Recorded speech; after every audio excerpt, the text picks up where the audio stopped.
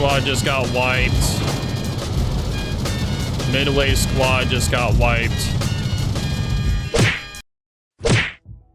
We're going to be talking about how these new AA builds are now viable, not just for the Worcester, but for other ships as well. Now, the Commander build, we have it here. I have mine as incoming fire alert, so it'll let you know whenever ships are firing at you, so you're able to dodge them. The Expert AA Marksman gives you plus 25% priority sector AA damage. The Superintendent gives you the 1+ consumable, which we all know that. The AA Gunner gives you continuous AA damage and the damage from AA shell explosions.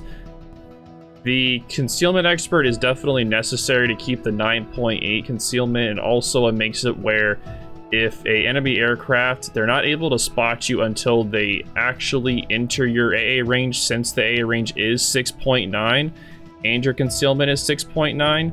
So the enemy aircraft won't be able to spot you until they're entering your AA. The two final ones are IFHE, so you're able to pin the bows of battleships in the aft, since you're going to be most likely farming battleships while you're dealing with the aircraft carrier sitting behind an island. And then the Adrenaline Rush is if, of course, you're going to get hurt in these matches, so you want to make sure that you have this so you can extra AA buff and gun reload buff during this. Is with the equipment, it's the main armament modification 1. You can also do the surveillance radar module 1 for the mod 2, which is great for, you know, those sneaky DDs that come in and you get that really long radar. It gets the radar up to 48 seconds, which is really, really good. And for module 3, you want to do aim systems modification 1, so you get the better dispersion. Modification for number 4, you want to do the propulsion modification, so you're able to accelerate faster. So if you're behind an island or you're out in the open water, which I wouldn't advise, you'd be able to juke enemy shells faster. For slot number 5, you'd want to do concealment system modification build, so you get better concealment, and the enemy shells are more likely to miss with the worst dispersion. So for number 6 is a tricky one, where I do auxiliary armament modifications 2, but SAT score, you're going to say something about this one for the module 6. For modules, for the slot 6, most people will recommend reload mod. Some will recommend range if you're not comfortable with the Worcester space range. So now we're gonna go look at the AA skilled Worcester and the replay coming up. So while this replay is going on, we're gonna be talking about how these new AA builds are now viable, not just for the Worcester, but for other ships as well.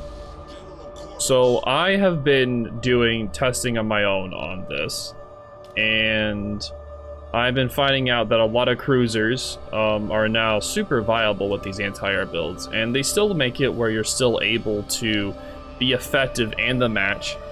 Now, some people may say, oh, well, if you're building to AA, will this affect your gameplay? No, I feel like it won't really. And if you feel like you're saying, well, the CV may be in the match, it may not, you can always div up with a friend that's a CV player, and having an anti-air ship with a CV really hampers the enemy CV's ability to move around the map effectively, because a CV could then watch one side map with his fighters. He's going to be doing that, and then you as an anti-air can guard the other side of the map with your anti-air, which causes the CV player to be heavily hampered in his ability to be able to move around. So far, the tier 10s that are best for this, I've done testing for the Worcester. I've done some testing with the Puerto Rico. I'm still working on that. Minotaur is super good at this point. Minnow's probably the best out of the tier 10 cruiser at the moment. Minotaur is. Worcester is in second. I'm still testing the Puerto Rico, still testing the Petro, and the Goliath as well. Surprisingly, the Goliath can actually be a good one if you do DFA into that. Have you any other ideas about anything SAT score? Generally, ships with already good base AA and ships that don't need the captain skill, that captain points are not as basically ships that have good anti-air to start with, and ships that are not that don't require a lot of captain points are good candidates for AA ships. Yes, exactly. So usually really good anti-air ships are going to be ones that have a high level, like a high base damage of AA compared to the other ships at the tier. So let's just do an example of like an Admirable. It has like a really low or average damage for a tier 8, while the Cheshire has a super high level of AA for the damage for its tier. So, and the Cheshire also has DFAA, which makes it a terrific candidate for becoming an 8A build. And with these AA builds, since the rework, they've made it a lot more viable to be able to make these without hampering your ability to still do damage. As you can see during the match right now, I'm taking out the Audacious planes. He's coming right at me. He's almost taking out the whole squad. I've dodged the Torps there. I'm taking out 6 of his planes. His squad's gone. Very nice. We also got the DD kill by having the radar up. So now I have to reposition due to that. But keep in mind, the Audacious probably used his heal during that engagement as well. Yes, exactly. So he also used his heal during that engagement. He still lost all of his planes during that. So people saying that AA builds are no longer viable. In the last patch, that's true, but in this patch, those AA perks are now a lot lower and easier to get, and it's not as expensive to build into AA.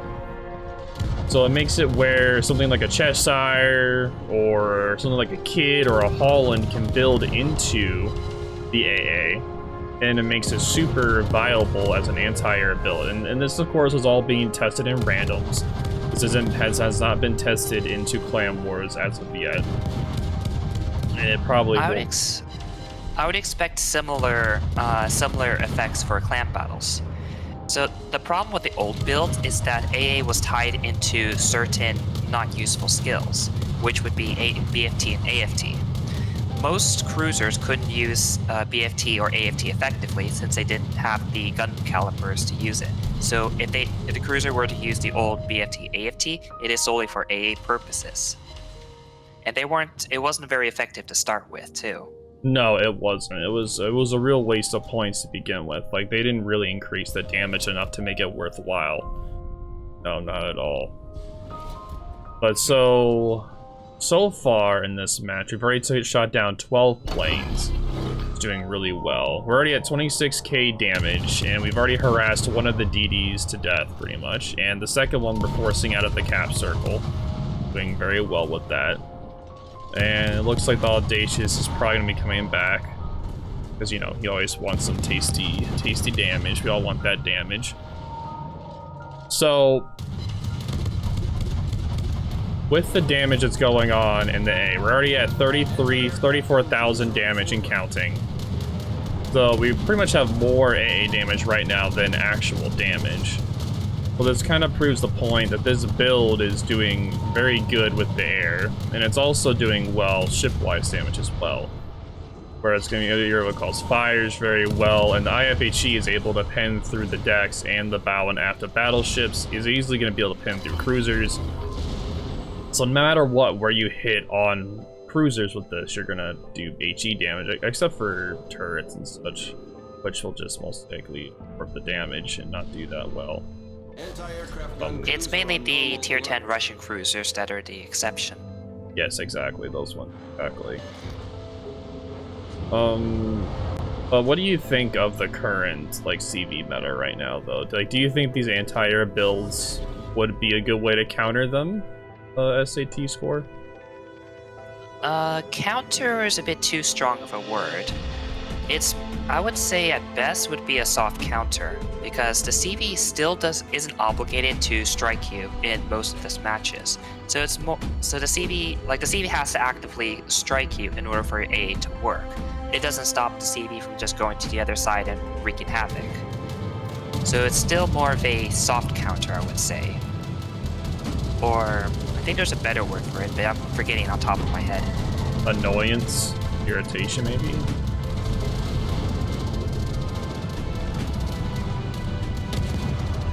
Like, if you're in a ship that's known for anti-air, a CV will be more likely to not want to engage you.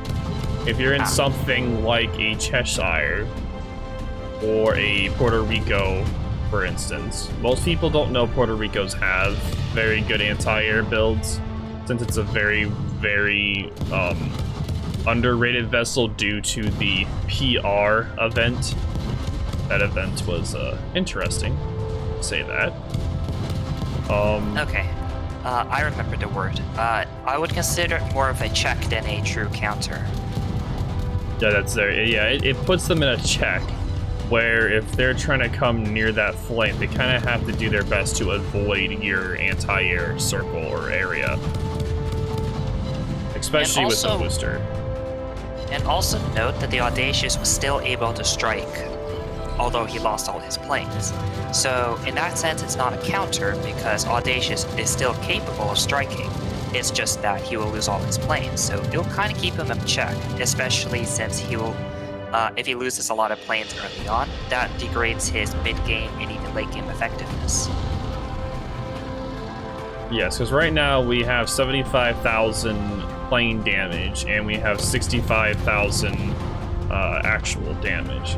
So right now, we're severely hampering this CV's ability to be able to counter and attack our own CV, plus being able to help his own ships do anything. Sooner or later, he's gonna run out of planes, and when he's out of planes, CV's he's gonna be just a useless flat deck pretty much. He won't be able to do anything.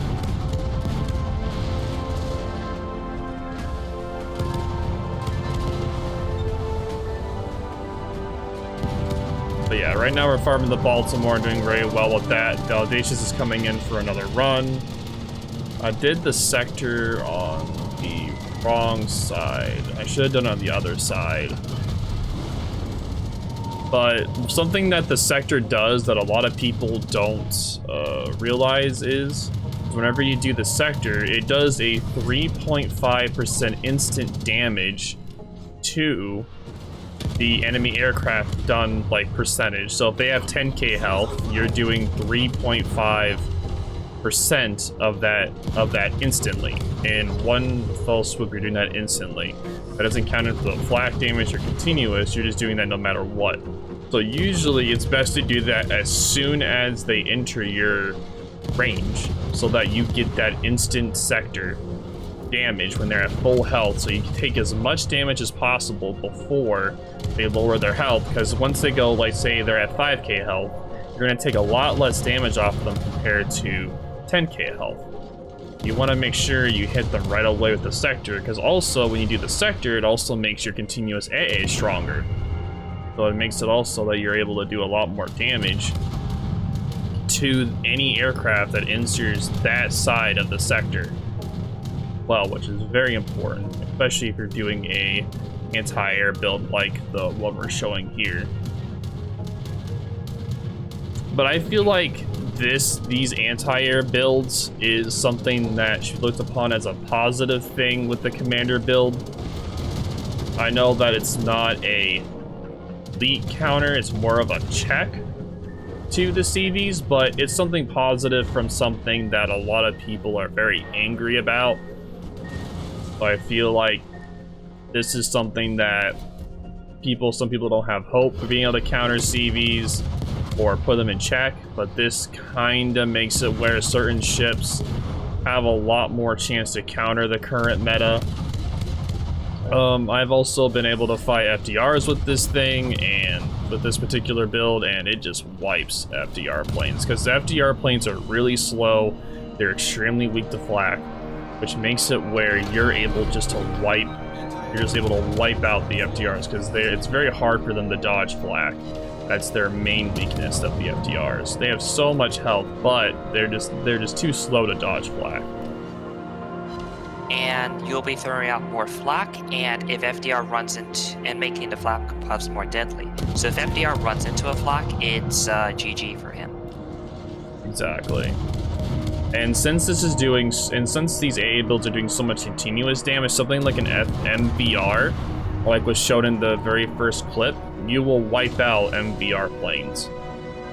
Due to the fact that they're a lot less health, like the rocket planes, you will melt them. They will not be able to survive long with your sector on them. They will be melted. Like the flak, the increased flak damage and the number of salvos for the flak is more used for like FDRs and they're really tanky planes, since they're slow. And then increased continuous damage is better for CVs like the Hakuryu and the MVR with a lot less health. Because they'll faster planes. Exactly. Because they're more likely to dodge your flak, but they can't dodge continuous damage. So as we can see now, we have a total of 35 plane kills, 3 kills, 115,000 damage. We have 119,000 plane damage. We did more plane damage in this match than actual damage. And 115,000 damage is pretty good in a booster, I would say.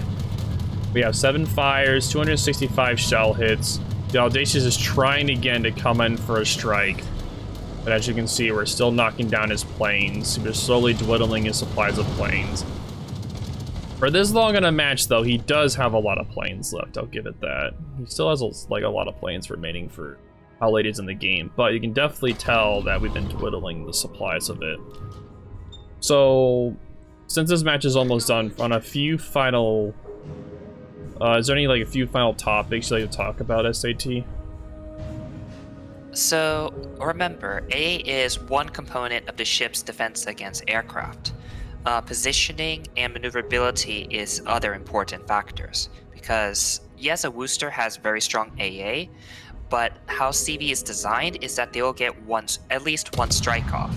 So if you happen to show broadside to a MVR rocket, your Worcester will shoot everyone down, but you're going to take 10-15k damage because he'll hit your broadside. Yes, I forgot to talk about that. You're exactly right. So something that you really need to take note of is that on rockets, it's best to be bow in to like MVR rockets, Medway rockets, FDR rockets, etc. You want to show as little as possible to those rockets. Because if you show a broadside to those rockets, they are going to decimate you. While with torpedoes, you also want to be bow in. Like if there's torpedoes coming at you, you want to turn into those torps and not away from the torps. Because if you turn into those torps will have less time to be able to arm, and you're more likely to be able to dodge and not eat damage from those torps. And the thing with the dive bombers, you want to show your broadside to the dive bombers. If you show your bow or your aft to a dive bomber, they are more likely to hit their shots because their oval the oval's more vertical than it is horizontal. So you need to go broadside to the dive bombers so you're able to take less hits. Yes, they may still hit a few hits, but in the end, it's not going to do nearly as much as if you're just going straight back and forth into a dive bomber. They're more likely to penetrate, overpin, citadel, you name it. They're just going to tear you up. On a few final notes, I think we did pretty good. Like this game is a really good match to showcase the anti-air and the ability of the Worcester to still be a competent vessel even with the anti-air build spec. We still able to build into the actual offensive for ships, and we were able to do defensive for the anti-air. Is there anything else you'd like to add there, SAT? I would agree with that assessment. If you took 2 skills, which were about 6 points, and even then, I consider one of them, the A gunner, to be overkill. So that's really 2 points spec into AA. If you try to do the same with the before the captain rework, you would have to spend 7 points to get this kind of effect. Okay. Well, thank you so much for your time today, SAT, and if you guys want to see more on this, make sure to subscribe and like the video and comment. If you have any specific ships you want to see this on, just let me know. So this is OverLordBou, and I'll talk to y'all later.